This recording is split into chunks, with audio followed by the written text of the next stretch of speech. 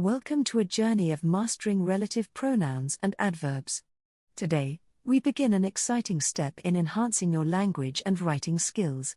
Relative pronouns such as who, which, and that, along with relative adverbs like where, when, and why, are more than just connectors in a sentence. They are powerful tools that bring clarity, precision, and depth to your expression. By learning how to use them effectively, you will discover how to link ideas smoothly, making your writing more coherent and engaging. Add descriptive details that enrich your sentences and provide readers with essential context. Transform simple statements into complex, nuanced thoughts that demonstrate higher-level communication. Throughout this session, we will explore not only the rules behind these words but also the art of applying them in academic, professional, and creative contexts.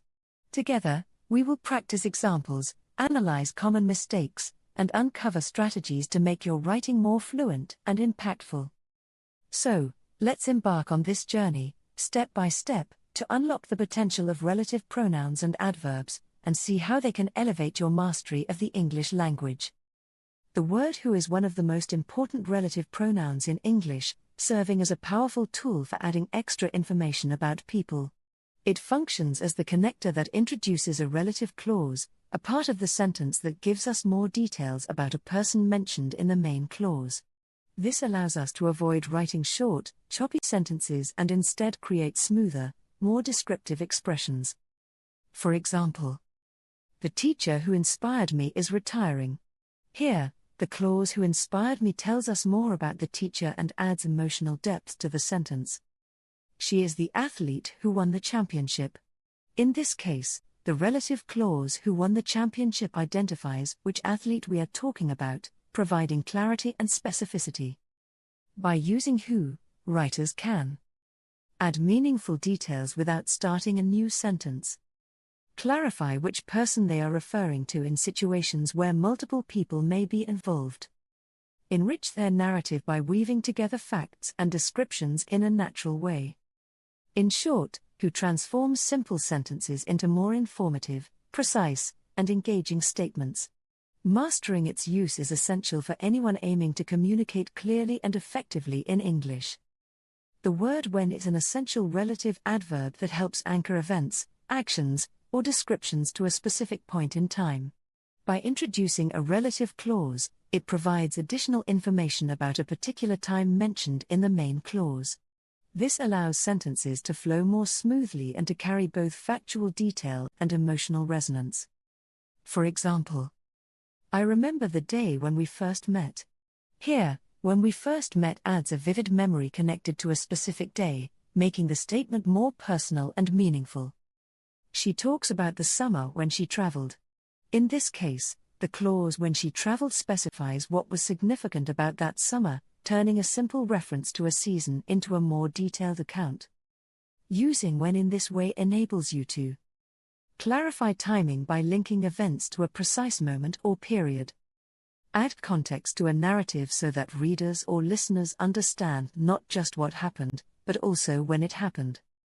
Enrich storytelling by connecting emotions, experiences, and events with the flow of time. In short, when is more than just a marker of time, it is a bridge that connects memories, events, and experiences, making your writing both clearer and more engaging. The word when is a key relative adverb that connects actions, events, and experiences to a particular point in time. It introduces a relative clause, which gives additional details about the time mentioned in the main clause. By using when, you make your sentences more precise, showing not just what happened but also when it took place. For example, I remember the day when we first met. Here, the clause when we first met highlights the exact moment that made the day important, turning a simple statement into a vivid memory. She talks about the summer when she traveled. In this sentence, when she traveled specifies why that particular summer was significant, making the idea clearer and more meaningful. Using when helps you anchor events in time, linking them to a specific day, season, or moment. Add context and detail that enrich your story or explanation. Strengthen your narrative flow, making your writing or speech more engaging and easier to follow. In short, when is not just a marker of time, it is a narrative tool that brings clarity and emotional depth to your communication by showing exactly when something happened. Let's summarize the key points together. Who is used to refer to people? It helps us add details about individuals, identify them more clearly, and enrich our descriptions. Example: the student who studies hard always succeeds. Where is used to refer to places. It allows us to explain locations or settings connected to an action or event. Example: this is the park where we played as children. When is used to refer to times. It anchors events in specific moments or periods, making your writing more vivid and precise. Example: I will never forget the day when I graduated.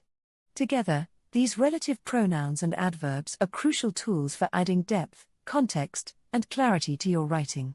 By understanding their roles and applying them correctly, you can transform simple statements into detailed, engaging, and meaningful sentences that capture the reader's attention. Now, let's bring everything together with some clear examples. The author who wrote that book is famous. This sentence highlights a person and shows who can introduce important details about someone. That's the park where I learned to ride a bike. Here, where emphasizes a place, linking the action to a specific location and making the description more vivid. 2020 was the year when the pandemic started. In this case, when anchors the idea to a time, allowing the sentence to be clear and historically precise. These examples demonstrate how seamlessly relative pronouns, who, where, and relative adverbs, when, can be integrated into your writing. They add clarity, depth, and flow, transforming basic sentences into rich expressions that engage the reader. By mastering these tools, you'll be able to craft sentences that are not only grammatically correct but also more informative, expressive, and compelling. It's time to practice what we've learned. Now that we understand how relative pronouns and adverbs work, let's apply them through some simple yet effective exercises. These activities will help you connect ideas, add detail, and make your sentences flow more naturally. Fill in the blanks. The restaurant serves pizza is new. Hint: think of the relative pronoun used for people or things that perform an action. Combine sentences. I met a girl. She speaks French fluently. I met a girl speaks French fluently. Hint: which word helps us describe a person more clearly? Try another one. I will never forget the day. We graduated then. I will never forget the day we graduated. Hint: which relative adverb connects us to a time? Through these exercises, you'll begin to see how relative pronouns and adverbs can transform short, simple sentences into richer, more connected ideas. With practice, your writing will become more detailed, precise, and engaging. As we wrap up, let's highlight the key takeaways. Who helps us describe or identify people? Where connects ideas to places? When anchors events to time? These relative pronouns and adverbs are not just grammar tools, they are powerful ways to add clarity, depth, and context to your writing. By practicing their use, you'll be able to transform simple statements into more engaging, detailed, and professional sentences.